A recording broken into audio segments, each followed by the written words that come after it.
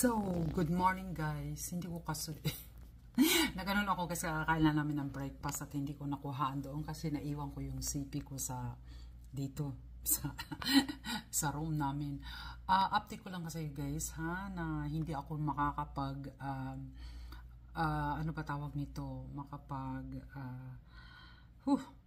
na wala ako sa mga LS nyo at sa mga ano nyo ngayon kasi busy talaga ako kahit nga sa pag-update ko ng aking pagbibideo ay wala din guys. Marami akong dapat na i-upload, hindi ko rin ma-upload kasi sobrang busy ko. Kasing busy ko sa pagiging negra ko.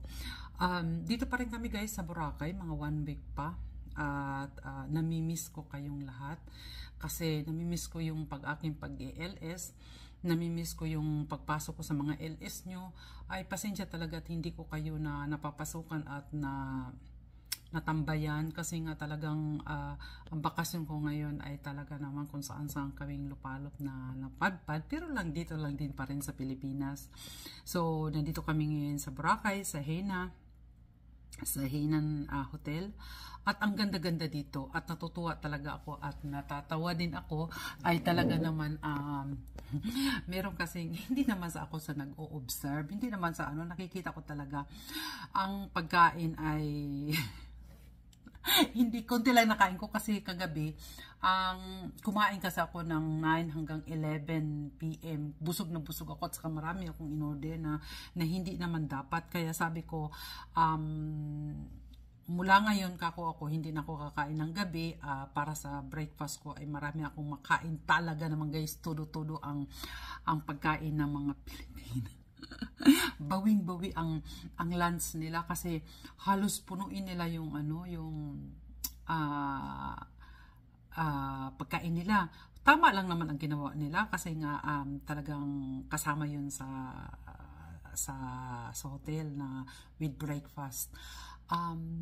Natutuwa ako at nasisaya ako, sabi ko dami-dami talagang pagkain nila na dalawa lang naman sila tapos ako sabi ko next time kako mamayang gabi hindi na ako kakain hanggat pagdating ng umaga ay talaga matuduhan ko rin ng kain at hindi ko rin na video kasi naiwan ko tong CP ko dito sa room, kaya nakakatuwa at nakaka-enjoy. At ngayon magbibihis na ako para maligo na daw kami na naman maaga pa lang kasi pwede nang maligo, pwede nang dahil nag-allowed kasi pag mag-red